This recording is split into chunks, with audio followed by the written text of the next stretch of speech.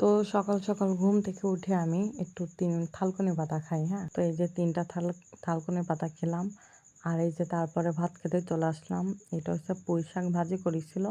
আসলে গতকাল রাত্রে আমি পুঁইশাক কুটে রাখিছিলাম। আমার পুঁইশাক কুটতে অনেক ভালো লাগে আরকি। আর এই দেখো আমি এখন খেতে বসলাম। এই যে ভাত আর ওই যে পুঁইশাক আর এই যে কুমড়োর তরকারি। ঠিক আছে? তো পুঁইশাক কিন্তু আমার কাছে অনেক ভালো লাগে, পুঁইশাক ভাজি।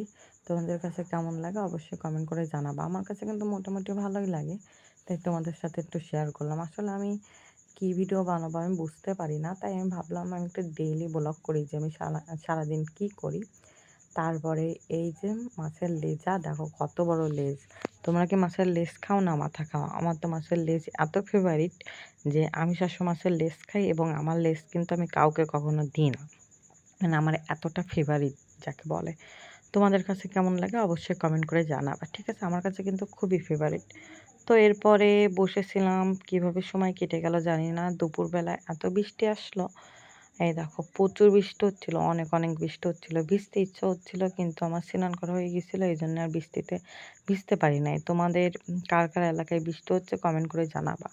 আসলে বৃষ্টির ভিডিও করতে কিন্তু খুবই ভালো লাগে। আর আমাদের এখানে ৩ দিন ধরে এমনিতে বৃষ্টি হচ্ছে।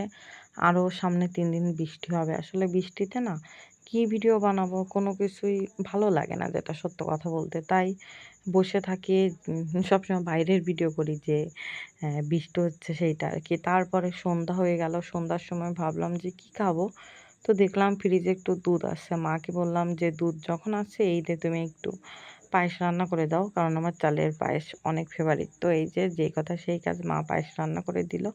এখন খাওয়া হবে। যাই হোক ভিডিওটা কেমন লাগেছে অবশ্যই জানাবে। লাইক, কমেন্ট ও শেয়ার করবে। তোমরা খুব, খুব ভালো থেকো, হুম? আর অবশ্যই আমার চ্যানেলটা সাবস্ক্রাইব করে দিও। Tata, bye, by.